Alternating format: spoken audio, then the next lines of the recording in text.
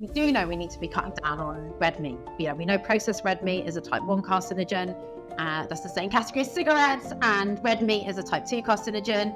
We know it increases your risk of heart disease, diabetes, inflammation, etc. So we do need to be cutting down. And I help people do that. And it's more about what people are filling their plates out with. So we know, for example, that if we replace some of that red meat with legumes, as in beans, lentils, peas, we actually reduce our risk of type 2 diabetes. So looking at the science is the most important thing as well, and saying, right, where do we need to reduce? What are some other things we need to really build out on our plate that are going to get us healthier? Hello my friends, and welcome to Take a Deep Breath. My name is Mike Maher, I'm a breathwork coach, and today we're talking all about food and nutrition, a topic that I've shied away from a lot. I think about it all the time, and I've tried everything: vegan, carnivore, keto, intermittent fasting, long water fasts, all that stuff, and it's a very confusing topic. And so I've brought on Vanessa Sternum. Vanessa is a very sought after wellness coach. She's always on TV talking to celebrities and working with fighters and all different things. And so in this podcast, expect to learn what foods are likely to cause cancer, what foods are actually good for weight loss, what are the healthiest foods that we can actually bring into our lives, what's this deal with ultra processed, is it actually a problem or not, should we be worried about red meat, and a load of other stuff. I cannot wait for you to meet Vanessa and get stuck into this show. I just have one ask before we go any further. Could you please hit that subscribe button, please? And now let's get stuck on with the show. Here's Vanessa. Cheers.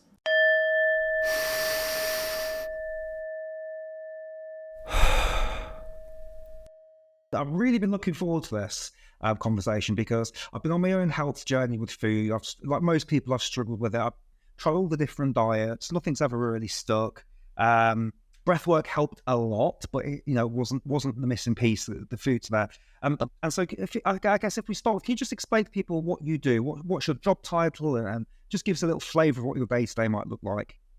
Yeah. So I'm a transformational health coach, and I suppose the line, if you're in a lift with me, I basically help people eat their way to great performance, reduced fatigue, better gut health, a healthy weight without ever dieting again, no fads, no restriction, and I focus on what goes in. I focus on what goes in to get great results. I'm about a healthy relationship with food.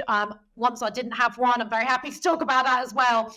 It's got to be celebratory, delicious, sustainable. And I work with people, who want to get that great performance, doing a lot more work with sports people, which is incredible.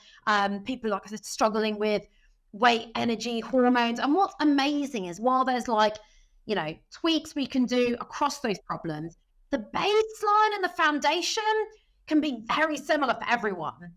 Which means that, people, you can also work in groups. I've done a lot of work with corporates, Cambridge University, Michigan State University, and just get people going, which is incredible. And also featured on TV, BBC Radio, etc., which I'm always very excited about to get that message of a baseline out even more. Yeah, I think you're doing a great job in sharing the benefits of a healthy diet, and I think it's so needed now. I feel like it's more confusing than ever to know what you can and can't eat unless you do a little bit of digging and speak to people like you. If you wouldn't mind just giving us a little bit of your background then, in terms of what led you here, because you just hinted at some issues you may have had. So if you wouldn't mind sharing, because I don't know any of that, so I'd love to hear that as well. Yeah, sure. I mean, some people do look at me and they sort of go, oh yeah, but being healthy is easy for you, or you walked out the womb doing this, or that's the impression we can give. And actually, the reason I got to where I am now is because I went to the some of the darkest depths. So when I was a teenager, I was a little bit overweight, but didn't really care too much about what I looked like. And I remember asking my dad when we were on a walk, I was like, oh, would you run to the end of the road with me? So I thought, I should probably start getting fitter. And that running to the end of the road turned into running 7 miles a day. It turned into eating very little. It turned into full obsession. And when I couldn't handle the starvation, partly because I also just love food, but I was in a dangerous place as well. I turned to binge eating and also purging. And when I was 17 years old, I remember the moment I was babysitting in someone else's house and I'd eaten loads of their cereal, and I just had this moment where I was like, Vanessa, what? I had in a toilet. Vanessa, what are you doing? You are so unhappy. You're in you're in pain in every way. You're also hiding this from everyone. How are you going to carry on? You're 17 years old. And I knew I couldn't carry on. I couldn't carry on like this. I'm a very determined person. So I was like, all right, fine, enough's enough. You have a chat with yourself. Enough is enough. You better figure out, all right, you love food, so how can we start nice food and cake? That was really important. Top of the list. How can I have this nice food? How can I stay a healthy weight, live life and not be thinking about food all the time, have the energy I need? I didn't really understand the power of nutrition. The forcing function now was you are either starvation binge, you don't even know if you're hungry or full. There was that immediate thing I needed to figure out. Right. So I said, right, what does the body actually need? What do I need to be full so that I'm not constantly resisting food? So I really went on this journey. It was like, I better find out what I need to put on my plate. I better find out how to make everything taste really nice. I better figure out how I can still eat that piece of cake, but not want to eat the entire cheesecake. How do I do that? So that was the journey I went on. And I went to Cambridge University, studied social anthropology, biological anthropology to master's level. So learning about culture, behavior, and also disease, the body, genetics. I absolutely loved it. And what I became good at anyway in my private life was, just having quite a busy lifestyle and, building in these great foods, doing a mix of food prep, eating out, and just, having these years of just building it into my life. And then sort of fast forward a little bit, I went plant-based 8 years ago. Now, I was already very what I'd like to call plant forward. I already understood the value of loads of these foods, how to balance my plate. What do I even take when I'm going traveling so I can enjoy traveling and stay healthy? So all of these things I've been doing for this, this nearly 20 years ago. And when I went plant-based, I really started looking at things even more differently, really understanding the power of nutrition. Now I went also vegan. So for me, I'm an ethical vegan. Not everyone is. So I work with people regardless of dietary preference to help them build in more healthy foods, non-restriction, and make everything really, really delicious. And so from there, I was so passionate that I had to do something. So even though I was working as a freelance change manager, also, training people in organizations. So that's where the training coaching background also comes from. I knew how to do that with people. And I also had a recipe website with a friend. So it was literally like, how can we create the most tasty food all the time and share this with the world? And, I really wanted to do the positive side of more plant-based food, healthy food, not boring salad, restriction, small portion, point system. I was just, I have no time for that. And then after that, I left that recipe website just because it was, wasn't so much my dream. And, got into coaching people. I just was constantly informally helping people do this small change, do this, do that. And the reports I'd be getting back from people, oh my goodness, I changed that one thing and this happened and this happened. And oh, your advice has been doing this, this and this. And I realized actually that's where I can have a lot of impact. I love speaking. So I started also doing more speaking, more talks, won an award actually for my speaking last year in sustainability and positive impact.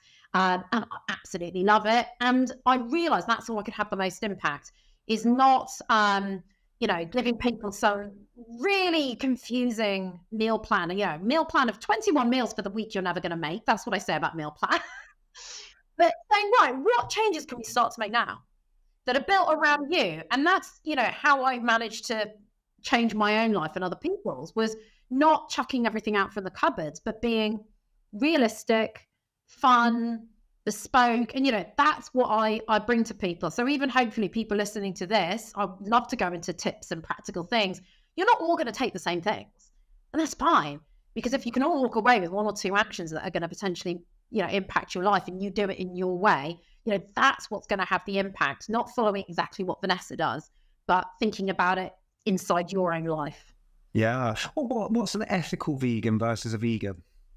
I never heard that term. Yeah. You're completely right about that. It's the same. It is the same thing. What I meant by that is that while I help people with non-restriction, because I am fully vegan, which means I'm ethically, I do not want to eat animal products because of animal cruelty, the environment, but also on the health front, and I can talk a bit about that. There are other people who don't necessarily want to do that. They're not going to be vegan, but they want to eat more plant-based whole foods. they want to eat in an overall more healthy way. And, it's just me acknowledging that, non-restriction looks different for everyone. So non-restriction for me is, well, I'm still going to eat the cakes. Yes, they're going to be plant-based cakes, but I'm still going to eat those. I love those. Sometimes I want to go out and have fried food. That's my version of non-restriction. Someone else's might be a bit different. And I work with people's own versions of non-restriction because I'm about progress to being healthier than perfection, which never works. Okay, so what we're not saying here is the only way is vegan. There are multiple ways to health, but you are vegan, but some of your clients are not. Would that be fair? Yeah, I think I've got about half and half. Now, okay. The science I show, I do everything on evidence-based nutrition. So, and I can go through some of this. For example, we do know we need to be cutting down on red meat. We know processed red meat is a type 1 carcinogen. That's the same category as cigarettes, and red meat is a type 2 carcinogen. We know it increases your risk of heart disease, diabetes, inflammation, etc. So we do need to be cutting down. And I help people do that. And it's more about what people are filling their plates out with. So we know, for example, that if we replace some of that red meat with legumes, as in beans, lentils, peas, we actually reduce our risk of type 2 diabetes.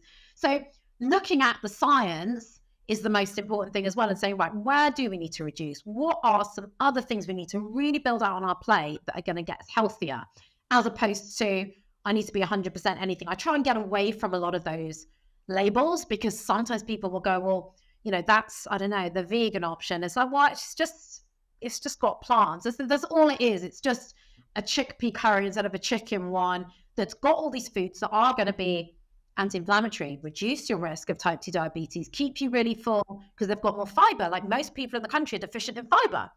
And I can talk a bit more about why fiber is so important for us and our focus on our overall health.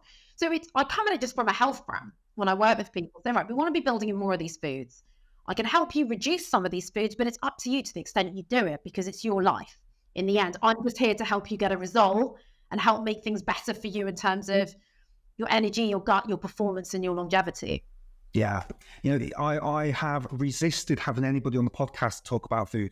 And we've been going for like 3 years. And the reason is I find it to be very, it can be very controversial. And you've got all these different camps. I was just listening to like Joe Rogan the other day, and he had, I forget the guy's name on that, but he was talking about the carnivore diet. I was like, oh, that sounds really good. Maybe I'll give that a go. Then I'm hearing, I think you were with a guy recently just released a book, Michael something. Were you with Michael Greger, yeah. Yeah, I listened to him on Chris Evans. And he was talking about some stuff. I was like, okay, that sounds a bit different to that. And just read this. Anyway, so there's all these different things. And so, and today isn't obviously about having any debates on this. I think it's focusing on what are the common things we can all do, because I feel there's so many people talking about different camps. And what I love about the conversation you and I've had offline is, look, there's a load of healthy foods. We should all be eating more of those. They're the ones we should be getting into. So I want to ask you this. I was dying to ask this, but I wanted to wait for the podcast. Have you read the book Ultra Processed People?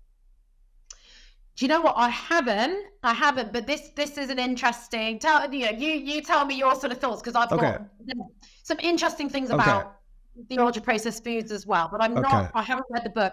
All right, I just finished it a couple of weeks ago, and it's just been staying with me ever since. And I don't agree with everything that he talks about in the book, but when it came to the ultra processed stuff, this is my elevator pitch of it.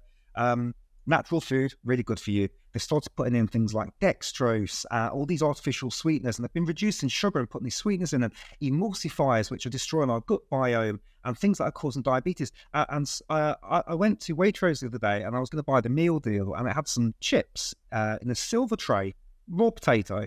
I was like, oh, that'll be okay. That's the whole food. Probably got some fat on it. And I flipped the pack over just for fun. Had 7 ingredients. Had dextrose in there for sweetener. Had something to make them crispy. It also had some yellow pea protein to make them look more yellow. So what are you doing? This was just a potato. You've ruined it. You've made it into an ultra processed food. So I've become a little bit evangelical recently about cutting down my UPF, because I feel like that's where I've been going wrong. I've been putting all these fake chemicals in my body. I don't know what they do. I don't think many people do. Right. And so I'm thinking, how do I switch to a more whole food diet with meat in there, with fish in there?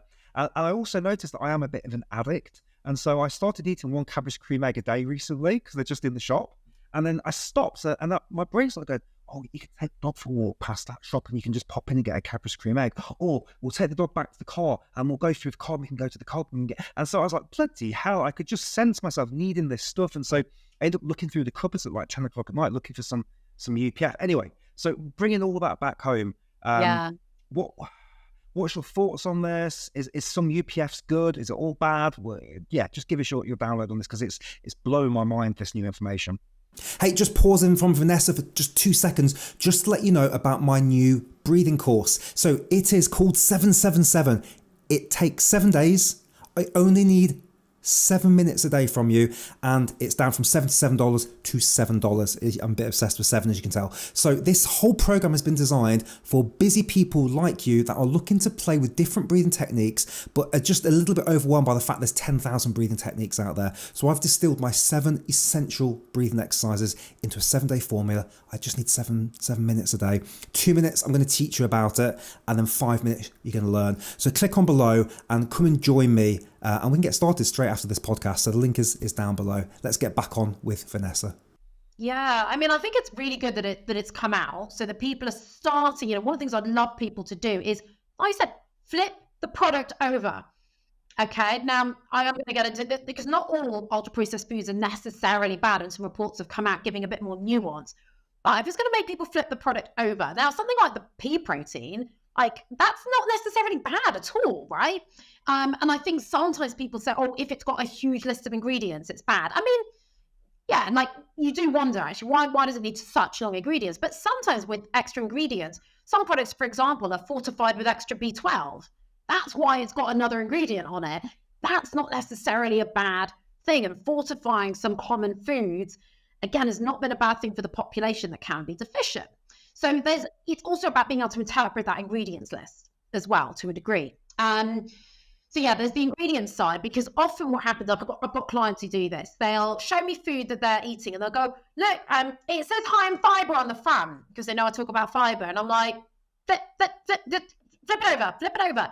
Right, it's full of, it's got a gazillion ingredients, packed full of sweeteners, sugar, extra refined fats, extra milk powder, just loads of things. I'm like, there are other options we could have had if you needed a sweet treat. And actually, you're now thinking you're eating something healthy that's not particularly, just because it says high in fiber, compared to what? I don't know the exact regulations of what allowed them to put high in fiber, but that doesn't, just because it claimed that. So the more people can be looking on the back and getting aware, that's a really, really good thing. Yes, if we've got these ultra processed foods and some of them are full of like refined sugar, for example, that's one example, it's not going to keep us satiated. It's not going to keep us satisfied, which can make us go and eat more and more. So it's going to potentially add to obesity. A lot of these products are full of extra refined fats, which are very calorie dense. They're also going to add to obesity. They're also going to add to inflammation, possibly diabetes, heart disease, etc. So you've got all these things going in that aren't so good for us. The problem I sometimes find is that people say to me, well, look, I don't eat any ultra processed foods and I cook everything at home myself. And then I look up, I get to see people's food all the time. So the way I work with people is I'm like, photos, let me see so I can help you. And they say, well, we cook everything from scratch. But I'm like, but look at the results you're getting. You've come to me. You're struggling with your weight. You're maybe struggling with pre-diabetes. You don't have any energy. All these things are happening to you. You're struggling with your digestive health because what you're putting in your food at home isn't necessarily healthy. You're not eating enough vegetables on the plate. You're not eating whole grains. You're putting cheese on everything, which is super calorie dense. A lot of calories in a small space, which is not helping obesity, can be inflammatory, can again contribute to heart disease, diabetes, etc. Not saying don't have it, there's alternatives, but I'm seeing it too much in their food. And they would probably say, well, I'm not really eating many ultra processed foods. I'm cooking everything at home. So it's making sure, as a nuanced approach, we are aware. Just because you've cooked it at home, like I said, someone's saying, well, we cook everything at home. Well, look at the result it's giving you. It's not giving you a good health result. So something's happening. We've also found, so there was a report in the Lancet, came out last year, that looked at all these different ultra processed foods and found, for example, that some of them were not all bad. Like some, I can't give you the exact ones, but some breads, for example, would have been under that category but weren't necessarily doing any harm. And that the plant-based meat alternatives were not associated with something called comorbidity. So that's basically your comorbidity risk. So basically your risk of getting 2 or more diseases like diabetes, heart disease, cancer. And what sometimes people say with this ultra processed argument is they start saying, well, all those processed plant-based burgers, I'm going to have the real thing. And again, we need some nuance there. Okay, just because something is a more processed plant-based burger, now they range from ones that are very fatty and that are less healthy to, like a bean burger. So again, it's there's a nuance to it, and we have seen as well. So if you compare like a plant-based burger that would be maybe considered ultra processed, and you compare it with a meat burger, which is still processed to a degree, it still has other things in it, and you actually pit them head to head, you've got usually much more saturated fat in the meat version. You've got cholesterol in there, which isn't in the plant-based one. We've got it classified as a type 1 or type 2 carcinogen, depending on the product.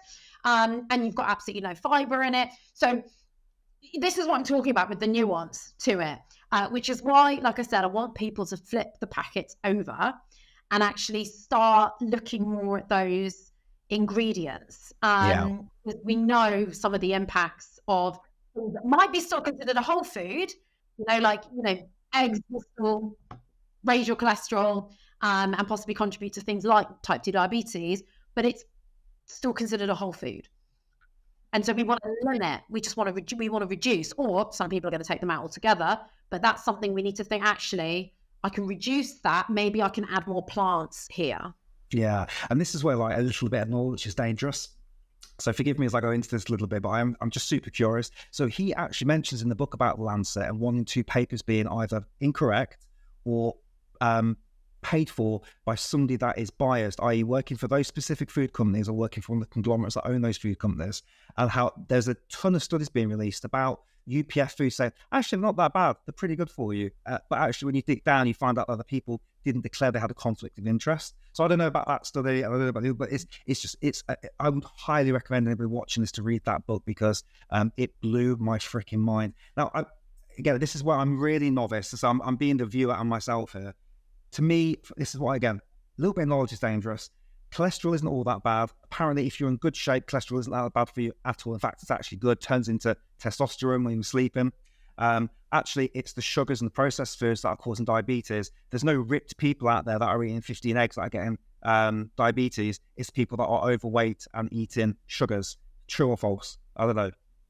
Okay, so again, some nuance there. I was having a conversation with one of my friend's husbands about this. Sorry, she's just got one husband, friend's husband. And he's very into fitness. He is eating more plant-based foods, but he's sort of an omnivore. And and I was saying to him, even though you can, sometimes people say, I'm going to burn off the calories on this, for example. Exercise doesn't always completely work like that. But I say, you can't necessarily burn off all of the health risks. But of course, if you are fitter, probably are going to have less chance of getting type 2 diabetes, because, and we know exercise reduces your risk. We know that, the less you are obese, again, you reduce your risk, not completely, because it's about also where you're carrying fat, and very thin people can still get diabetes. But of course, exercise is beneficial for longevity, insulin sensitivity, and it's when we get insulin resistance, we start getting pre-diabetes. So of course, exercise is going to help.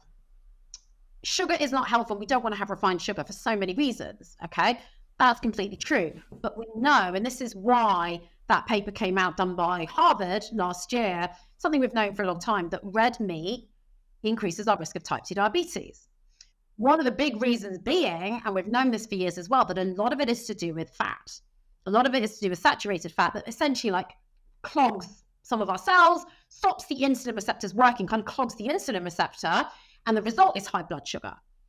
Okay, top that with a diet full of sugar as well. Goodness, it's not good. But we know that a lot of this fat can contribute towards type 2 diabetes. But of course, if you're doing exercise, that's going to have a reduction in risk, basically. So we all need to be careful of that. Now, you can get someone who's fully plant-based, and I've had people who are fully plant-based come to me with pre-diabetes, right? You can still get it from, potentially, when you think about processed food, what people say is all the sugar in it. It's often this fatal mix of sugar, fat, and salt, right? We often know that salt, for example, is a huge, huge issue a massive cause of disease as well. And, high blood pressure, other things cause that as well. But there's all these things across there that we need to be looking at. And that there's a problem with processed foods overall, that they have to make things taste nice. Not all processed foods are ultra processed foods, or in restaurants, they rely on sugar, salt, oil and butter kind of thing. And like chuck it in big amounts to make it taste nice and get you eating more. Yeah. So, sorry, I never give like a yes or no answer to anything. It's always quite nuanced. There's never a yes or no, don't eat that. It's also about saying, what place does this, that's why my clients say, what do you think of this product? I'm more saying, well, what place does that have in your life? Okay, it's a bit more of a treat. Can you maybe make sure you've got a really balanced meal first, or bulk out your plate with this, this, and this. And actually, did you know there was a really healthy alternative? Like, for example, mayonnaise. Mayonnaise is full of, even the plant-based version, it is full of oil, very, very calorie dense. The non-plant-based version probably even worse. But I give people an alternative that's making mayonnaise with some plain soy yogurt or any kind of yogurt you've got that's not sweetened, and tofu and garlic, things that are really good for the gut, high in protein, not got all those more dangerous fats in. And you can actually eat all of it and you'd be fine. And it's not calorie dense like the other stuff. So if it's not, people having like a salad and thinking it's healthy and then putting a load of mayonnaise on, not helpful for anyone, no matter what their dietary preference. Actually letting people know there's these other alternatives completely. So everything's kind of a scale on that front. But sometimes you go out to a restaurant and they do have some mayonnaise, and I sometimes have that. I'm like, okay, I'll have that, but I'm not going to have that regularly. Yeah, and that makes sense. I really want to get into the healthy fats with you in a second, because you said some cool stuff when we were in London a little while ago about fibers and fats. But before the reason I wanted to talk a little bit more about meat is I'm a big red meat eater. I love a filet steak. I go for like really nice cuts. I try and get grass-fed or organic. My girlfriend's constantly trying to get him to cut down on red meat. She was a vegetarian before we met, so she can't watch this podcast because I told you. So here's what I would love to just get your thoughts on this. So I don't know which study this is. I don't know how well you know it to quote it. But what I've heard is a lot of these red meat studies are what they call epidemiological studies, where they tend to go out to big groups of people and they ask them to fill out questionnaires about what they've eaten, and they kind of pull that data back and they go, there's a high red meat concentrate here, and now we've got a lot of heart attacks and diabetes and cancers and all these different things.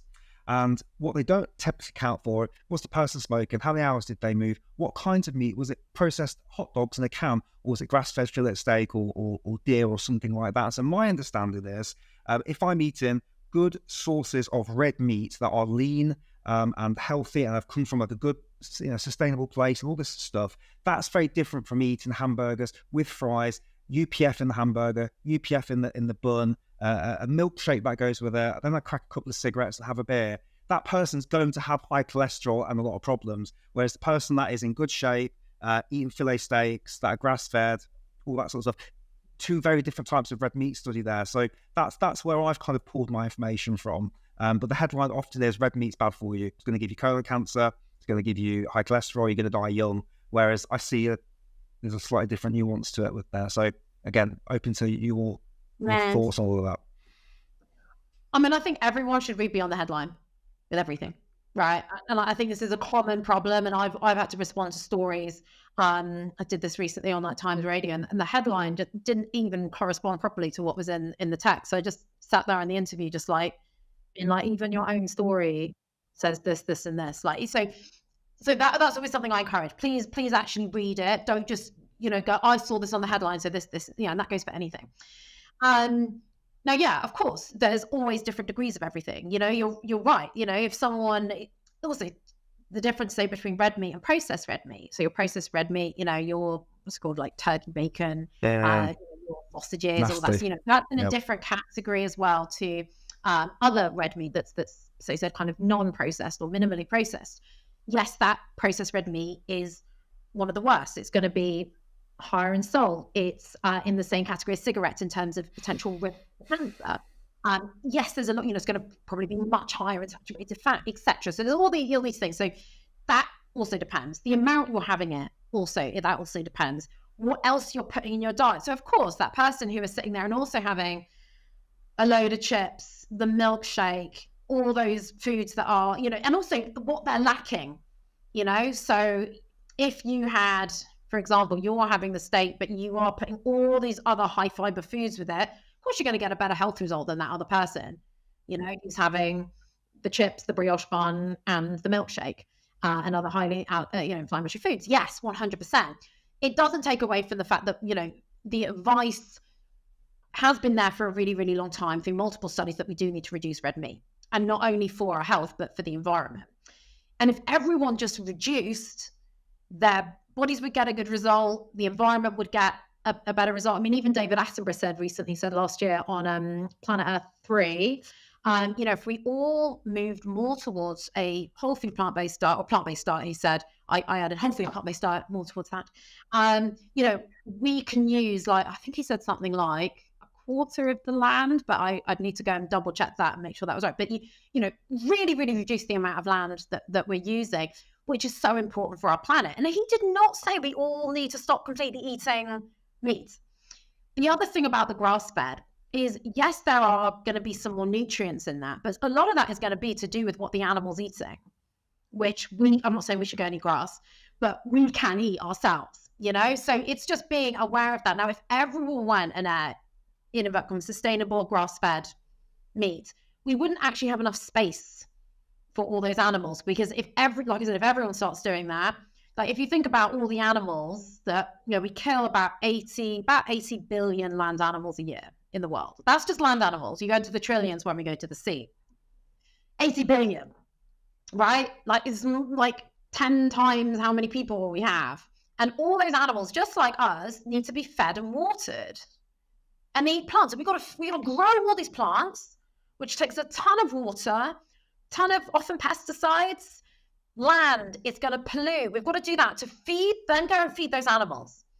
Those animals, especially if you think about cows and pigs, the amount of waste they're producing, which then gets into our seas and rivers. So we've got this big problem, and we do need to think about it. So if we think about our health, and people say, well, I'm just going to eat this and this. It's, what is that doing in the bigger picture? And what is that doing to our rivers and our land? And, everyone wants to kind of save the rainforest and everything. And we need to look at that bigger picture as well. And we know, like I said, that, if you look at the places in the world that are living the longest, they are mostly plant-based. Mostly, they also have good amounts of physical exercise. A lot of them, they drink very much alcohol. There's all these other things that kind of come in. But if the message can be, most of us are deficient in fiber, like I said, eating more of these foods, the fruits, the vegetables, the legumes, etc., cutting down on those meats. And if you want to have that meat sometimes, that's absolutely fine. I think it's just having that awareness of the amount, because we've, in the Western world especially, we've become so used to having used to having loads of processed foods as well. We've become so used to having this amount of meat that isn't really particularly good for us. But that doesn't mean you can't be healthy and still have some of it. But we do need to really look at reducing. Yeah, I've had periods of being a vegan in my life and being vegetarian, and I've dabbled with all of these. I've never done them for more than 6 months, but I've gone through that. And once you peel back that curtain on what's going on in the factory farm, and it's very easy to become vegan. When you see those horrific videos. So I get it. Okay, I don't want to keep on all of this, because I feel like we could spend hours just going back and forth on all this stuff, which is fascinating, and I will do that with you. But we'll do that next time we meet up, because I feel like I just want to find what's the right diet for me, yeah. And I always feel better when I've had something like a good source of meat protein. I just feel satiated, happy. I've tried different things, but so let's talk about satiation. Yeah, but can I please. just? Oh, sorry. Yeah, I know you're about to talk about it, because I did want to address that. Please. We talk about satiation. I was going to say, because I only heard about this yesterday. There's a satiation index. I'd never even heard that there was a thing before. So what are the most satiating foods that you recommend to your clients? Yeah. So just before I go into those, and I think I love talking about this topic. I think it's really, really important, because people struggle. We'll come away from, whether it's a type of diet kind of thing, but a lot of people, when they're trying to get healthier or I'm going on a diet, one of the biggest things they struggle with is getting satisfied. And that keeps you coming back to the diet industry, by the way. I tried to be good, and then I was a terrible person, and I ate this food, and I ate the ice cream at night, and all of this kind of stuff. And a lot of the problem is people say, yeah, but I kept within this number of calories. this is why the whole calories in, calories out is quite outdated. We need some calorie awareness, but the more satisfied we are and we reduce cravings, the less we need to use willpower. We need discipline. I sometimes talk about the difference in discipline and willpower. Discipline, being prepared, having a bit of organization, doing some food prep, that kind of stuff, that's discipline. Eating in a certain way, a bit of discipline is involved.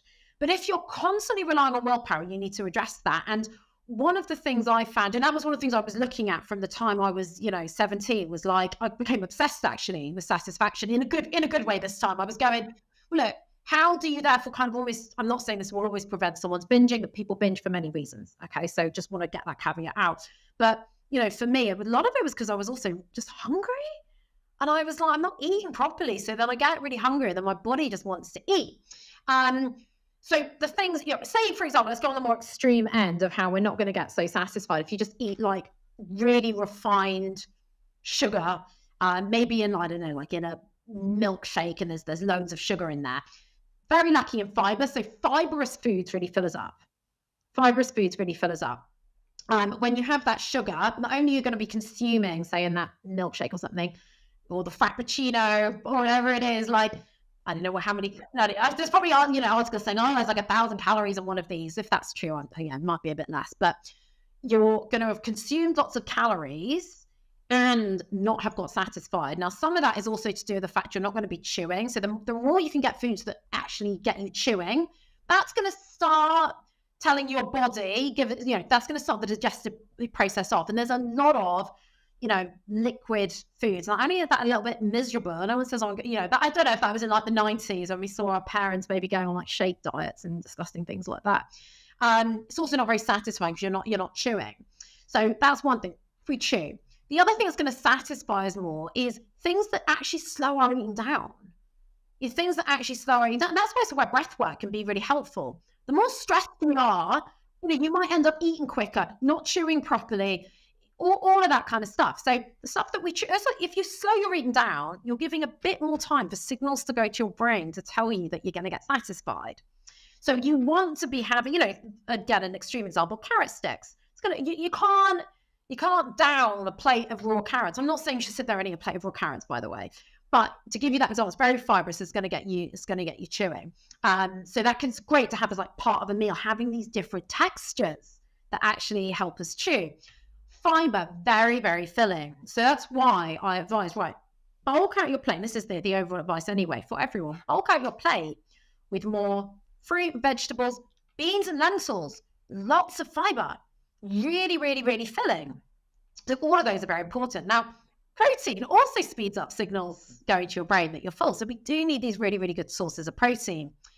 And what I found, just going to your point of, trying to be vegan, and I don't advise anyone, I just try and get people to step back and go, right, what's going to be really healthy for me? What do I need to bulk out my plate with? Get rid of labels. It's probably not helping you right now. But totally hear your point, because I still have to go to restaurants. And if that option isn't very good, I go, well, this isn't filling. And this is why people think actually this whole plant protein thing isn't filling. So getting more of those sources of higher plant protein, like your tofu and your tempeh, plus, that variety of fibrous foods, that is going to be really, really important for making sure you're satisfied and making sure you're eating enough. Because the thing is, when you're eating these foods that are low calorie density but high nutrient, you can eat more of them. And sometimes when people get healthier, they don't eat enough because they kind of go on the portions they maybe had before.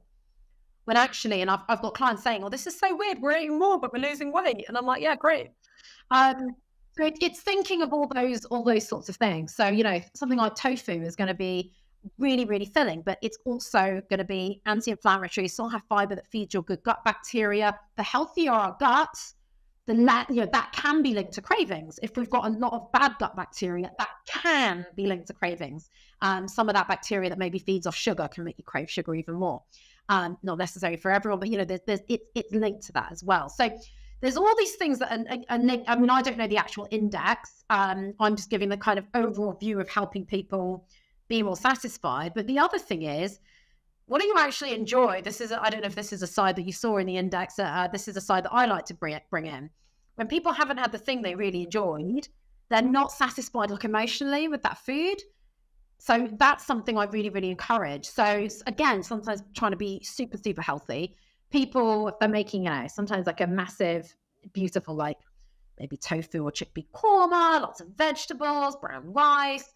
And, I noticed the client sort of doing this, and I was trying to make things more fun. And, she was still sometimes going for the sweet stuff after. And I said, like, if you're bringing enough fun into your food, I was like, do you love having like roti or naan bread? They're things that are really fun that may not be like the healthiest thing that goes with it, and maybe some mango chutney. Again, that's going to have some sugar in. But if that's going to make you just like love that meal and stop you running around looking for other things after because you've actually got, that was a banging meal, have that stuff. It's okay because we've got to think about what the impact is after. And I have mango chutney in my fridge, and I have it a bit on my plate when I have those sorts of meals, and I can still say ridiculously healthy. So that's my step back from all that satiety stuff. Okay. Do you have your clients count calories? Definitely not. Okay. Oh, really? So how do you? So just walk me through that. So let's say we start working together and we talk about, I don't know, we shift what's on my plate. Am I just eating until I'm full then? What are you doing there? Yeah, so there's lots of things. I do calorie awareness, and I show people calorie density. All right. So most of the problems, we do have sort of almost inbuilt calorie counters, but we've got to eat properly for that to work.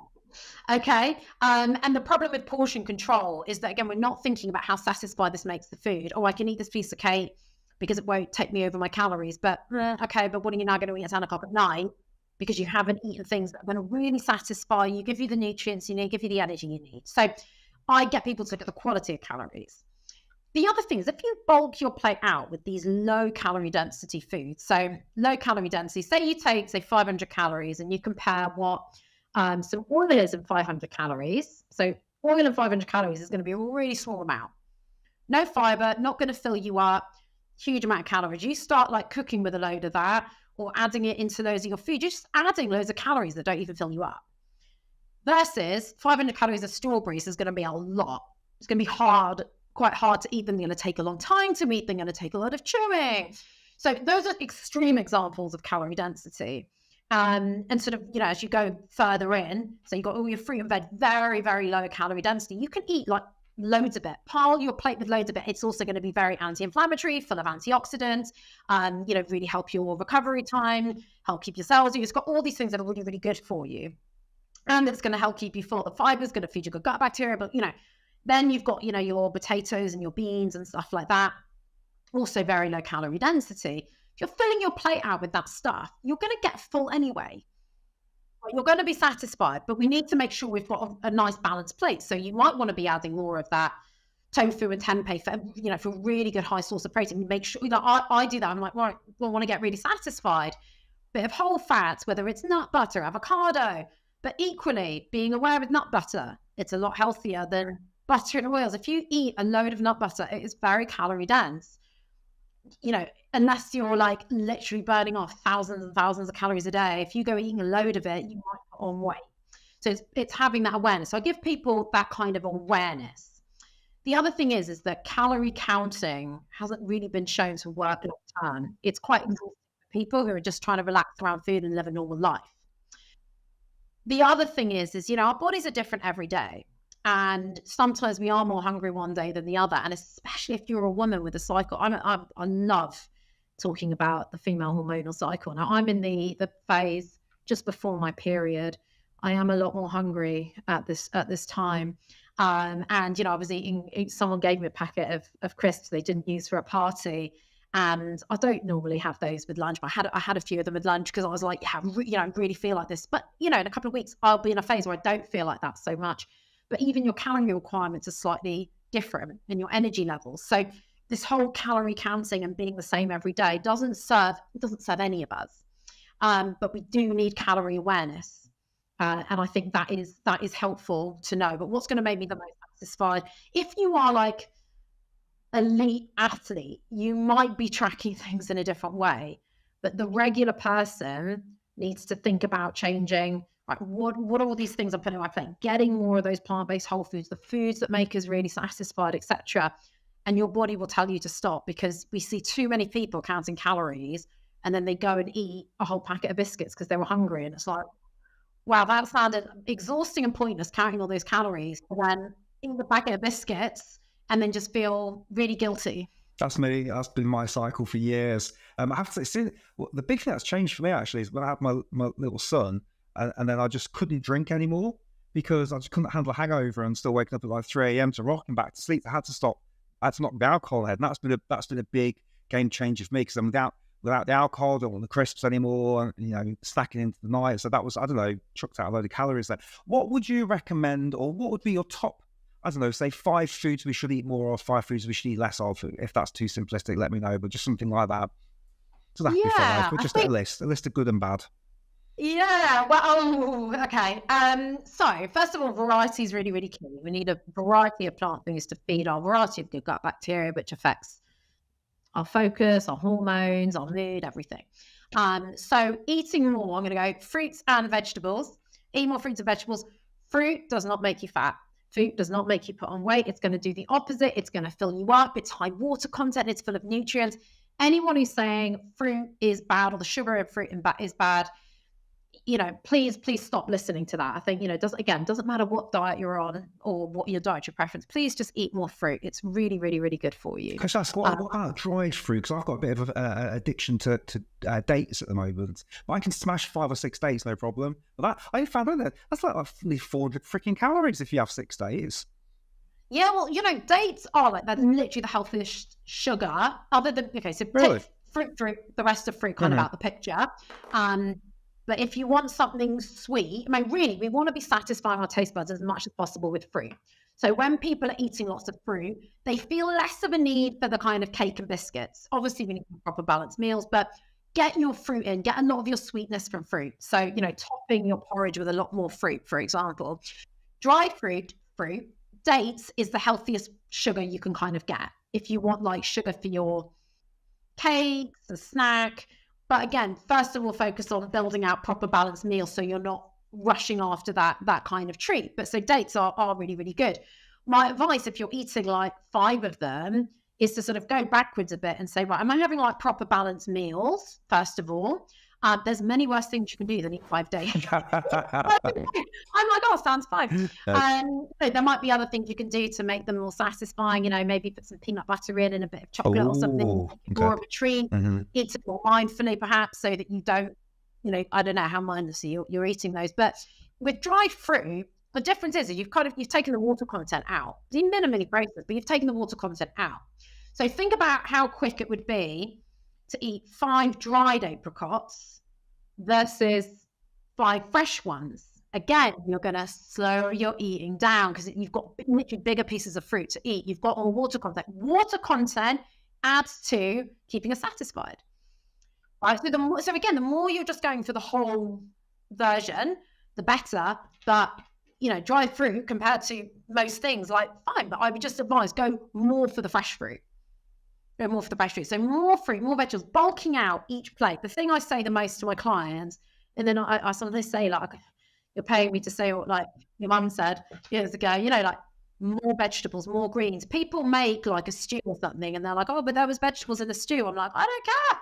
I want to see more greens on that plate. Get them on. So fruit and veg, more beans. Now, this can be as simple as, again, people make a soup as well. So I had some client make a soup, and they've also been doing Weight Watchers, and that's what they said. They're shocked that they're eating more now, but have actually lost weight. And I'm like, yeah, it's hard to get your head around, which is why people get very confused. Now they made a soup that was like looked really nice, sweet potato leek and something. And one of the things I advise with soup, I show people how to bulk out soup meals, even if you bought it from the supermarket, getting the healthiest you can. Add some beans from a tin and add some greens to it. And cook it with the soup in that same pot on your stove. No real extra equipment. You're just cooking it in. It's like a game changer when people do that. They're, oh my God, I'm so much more satisfied from that. And it was super cheap. And those beans have got loads of advantages, full of fiber, also a source of protein. Keep is nice and full of nutrients. So it's just like really little things like that. So more of that kind of stuff. What else? More herbs and spices. make more of the food that you love, and maybe depending on what your cultural background is, the food of your culture. I love working with people from different cultural backgrounds. I work with a lot of people who, maybe my mum was originally from the Caribbean, so I've got some links there, but I work with, sort of Afro-Caribbean people, Indian people who just, or even South America, and go, we cook these kinds of foods. I'm like, cool, use less oil, or I'll show you some oil-free techniques, pair in more greens, use all those herbs and spices you've already got, right? Use what you've already got. They're really good for our gut, really good for different nutrients. So more of the herbs and spices, and then also making sure you're picking. I ask people what they love the most that's not healthy. I'm like, what do you love? What do you like dessert? Or it may not be dessert for that person, but for me it is, what I actually just love. I'm like, all right, let's find a way of building that in. We'll build that in. But if you're not bothered by chips, deep fried chips, but you keep eating them, I'd suggest, well, don't eat those so much. Let's focus on the stuff you really love that's not as healthy. Find some healthier versions of it. Like I do a black bean chocolate mousse, for example, which is a much healthier version of chocolate mousse, more protein, more fiber, more filling, all of that kind of stuff. So that's one of my pieces of advice. And then foods we should eat less of: processed red meat for sure. And I've talked about some of the issues that we have with that. What else should I go for? Dairy 100%. Most of us are actually intolerant to dairy, and the plant-based milk industry has just grown ridiculously. Most of us are intolerant, and then the ones that aren't intolerant, and we are breaking that down. Milk can break down into compounds that also can make us more susceptible to certain cancers, like prostate cancer and ovarian cancer can do.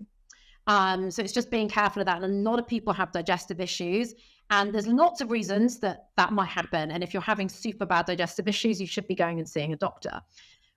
But getting rid of some of the dairy or reducing dairy and making some swaps, that can really, really help some of the risks to type 2 diabetes, heart disease, digestive issues, etc.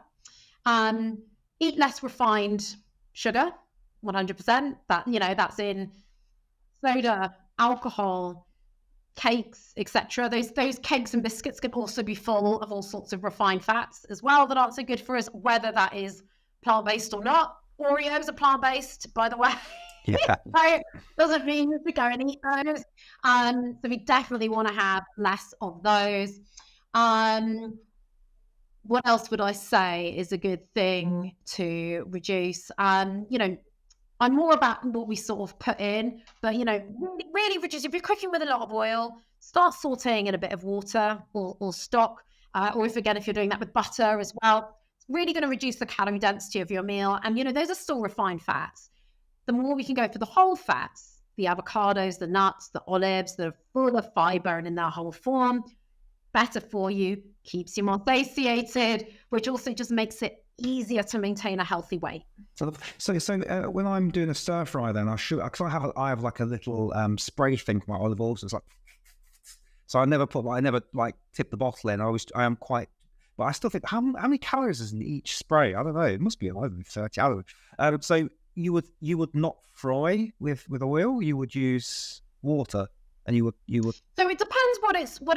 There are ways of doing stir fry without it. I'm more about the reduction, because stir fry I don't have that very much, and most people don't have that every night. You might want to use a bit of oil for it, and you're right to use spray, so it's maybe a little bit less. You might even add, as you're cooking it, you could add a bit of extra water or something like that. So you just don't want to be tipping it in. And if you look at some of the takeaway places, they're like, they don't care. They're there to make it taste good, so you come back, kind of thing. So it's just being aware.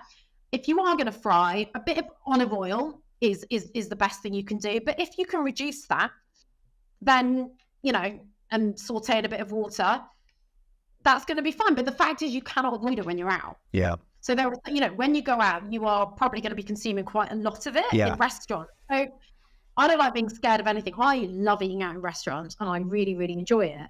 So I say, well, look, you're going to be doing that in restaurants. So when you're at home, if you can reduce that, that's going to be helpful. So, it's not about sort of one or the other. And I have a little spray bottle of olive oil that I'll use for the occasional times I might griddle some tofu and stuff like that. But, the air fryer is fantastic for reducing oil and using no oil.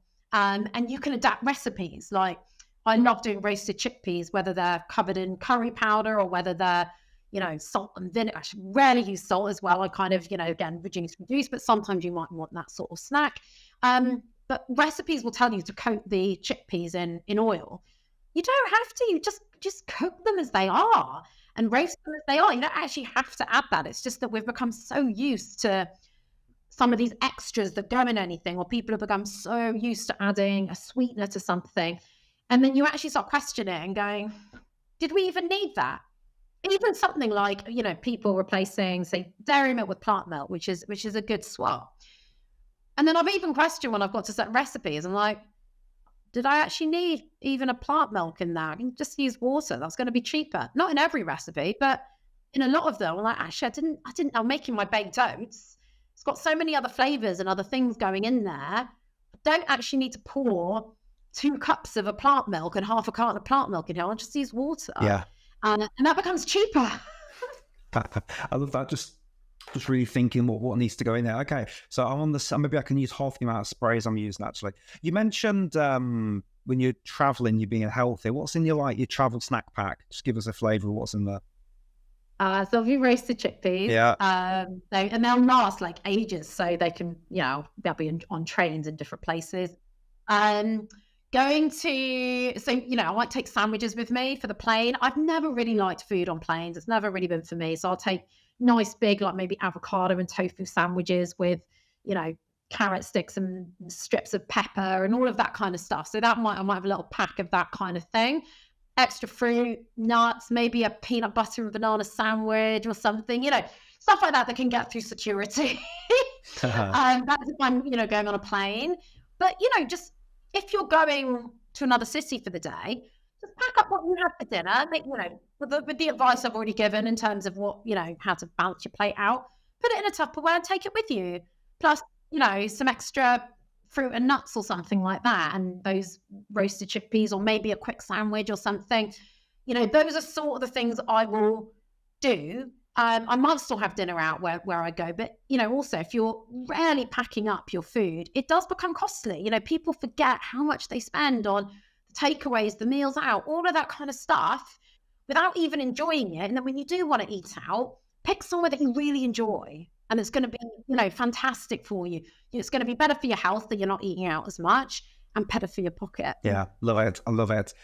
If people want to work with you or know more, where can they go?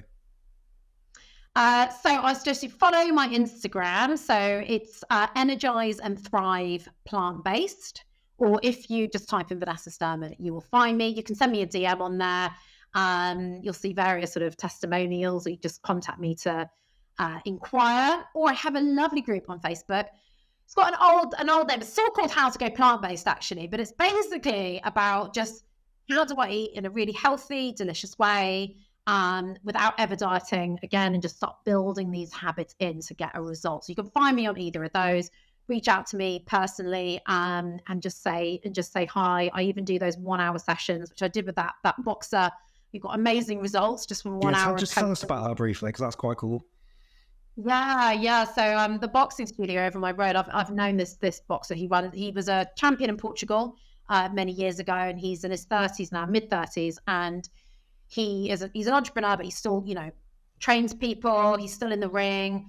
And he was just really struggling with his energy levels. When he did my power hour, that 1 hour session, he was like noticeably, the energy was just, it was so low. He was really struggling with sleep, still doing quite a bit of exercise, but wasn't quite getting the results he wanted. And he is busy. He was worried about his longevity of energy and just career, being able to run his boxing studio.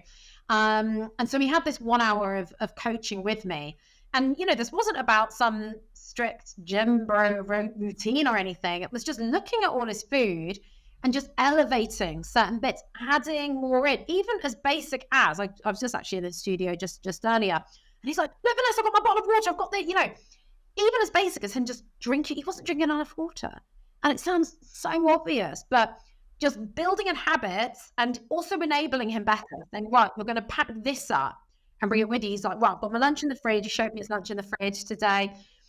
And what was just amazing when he showed me his before and after pictures, he had his top on during the session, so I didn't see any of that. He had to send me pictures for me to see. And the reason he sent them, I don't ask people to do that usually. He wanted to send them because he's in the sports world. So it made sense. He wanted to show me the difference with his body. And it was stark. It was incredible. And he barely had been doing any additional exercise. And he's been able to do that even better. He's been doing a few extra pull-ups kind of thing as part of a challenge. And his entire body transformed. Even his neck got thicker. And the areas he wanted to tone have toned up. And he looks, it would be the sort of thing where you think, oh, that guy must have to work out, hours every day. And he's like, no, I just literally changed my nutrition. His sleep got better, which meant his fitness could improve, his energy could improve, he could aid his recovery through all of those sorts of things. So they all kind of end up layering on each other, because if you're not sleeping properly, that's going to affect your energy as well. We've got to make sure everything's sort of comes together, but just giving him that nutrition advice was just incredible. And he committed and he's doing it. He's still eating out. He's still not always eating everything really, really healthy, but he's consistent with those baseline changes. Yeah. And that is also important. So, it's not just, because he came and had 1 hour coaching with me. He actually went and made the changes, but they were easy enough that he could keep up with them, even in his ridiculously busy entrepreneurial lifestyle. I love it. And people can go and see those transformations on your Instagram. So it is stark, the difference. Just to finish us off, Vanessa, do you, any book you can recommend to people? Is there a good book if you want to know more, where would you point people for that? Oh, so many books. So one that has just come out, which was by that guy Michael Greger, actually, which is and he's got some excellent books, because he does explain the science really, really easily. Now he's got a new book out called How to Age, and it's so interesting. So I haven't actually, I've read sort of bits of it, but one of a book like that I think is very interesting. Everyone's really interested in health span and longevity. Yep. Lots of tips in there as well. But our baseline kind of still stays the same. Really filling our plates with those foods that I've talked about. But learning and empowering yourself with the knowledge and understanding as much as possible the why helps you keep going as well. Yes. And I think that's why there's kind of so much confusion. We're always going for like the tip top everything instead of sometimes just getting the basics right. I agree, there's loads of other health coaches or gym people that I chat to, and we're not all the same in what we eat or what we agree with, but the basics of what we agree with is the same. So it doesn't have to be this ultra specialized thing. Yeah, I agree. I feel like that's what everything almost has in common in the diet world. Like, eat more whole foods. I always feel like more whole foods, more veggies, organic if you can. Wonderful. Vanessa, an absolute pleasure. Thank you again. I'll make sure everyone's got the links down below. Any final words to close us off? Thank you so much for having me. And the work you're doing is really inspiring. And I think it's so important that people are looking at many areas of their lives. And I think this is why it's great to have different specialists. Well done for the work you're doing as well. Thank you for having me here. And for everyone, based on all the stuff that you, I, and others teach, it's the stuff you're doing every day that makes the biggest difference, not the one time you went to a retreat and got healthy in that 1 week. You can't shower for a week of the year and expect not to smell the rest of the year. Yeah, we are the habits we do consistently, aren't we? There's a much better quote than that, I know, but a pleasure. I look forward to sharing this, and please, if you're watching, leave us your comments down below, and make sure you click Vanessa's links and go follow her and consider working with her. And I've had many conversations with her, and she'll help put you in the right direction for sure. So Vanessa, thank you for your time, and thanks for watching, everyone. Cheers. Thank you. Thank you so much for sticking all the way through to the end. I told you it was going to be a great podcast with Vanessa, and I just want to honour you and thank you for giving us your time and attention and watching this entire podcast. So thank you. What could you do next after this? Well, consider going through with my 777 breathing program, 7 minutes a day for 7-day challenge for $7. I spent ages building this program out so you could spend a couple of minutes learning, a couple of minutes testing. And the reason I did this was I read the book Atomic Habits by James Clear, and it blew my mind. I think it's the #1 best-selling non-fiction book of all time. And he said micro habits are so important to start little by little. And so you already know, watching this podcast, how good breathwork and health is for our health. And yet, I think we often think we need 3 hours a day to do breathing exercises. I'm going to prove that's not true. That is not true. We can do breathing on the bus, on the train, walking the dog. We don't need to go and climb a mountain and put Lululemon pants on and do all that sort of stuff. We can do breath work anywhere, anytime, and do it safely, and it's really effective. And so this course has been designed for you. $7, 7 minutes a day, 7 days. The link is down below. Come and join me now. Let's get stuck into day one straight away. I'm going to be your cheerleader, your sponsor, and together I'm going to show you how quickly we can transform our lives with simple breathing practices. And as always, there's always a breathing exercise at the end of our podcasts. And so I hope you enjoy this breathing technique. Sit back, relax. And of course, after this, what you're going to do, you're going to go and come and join me on the 777 program. Thank you for watching. Cheers. Welcome to Breath Blends, the place where we combine different breathing techniques together to give you maximum efficiency and potency on your breathing practice. Today's breath blend combines 3 of our favourite breathing techniques together. The wonderful coherence breathing, which is so good for improving heart rate variability and reducing stress. We're going to then apply the humming breath on the exhale, which is a wonderful way to boost nasal nitric oxide, which cleans the air, helps open up the airways, it's a vasodilator. And then on the inhale, we're going to use the ujjayi breath. The ujjayi breath, the ocean sounding breath. This is created through a little bit of throat constriction, and my tip here is just simply pretend you're fogging up the mirror. So we're fogging the mirror.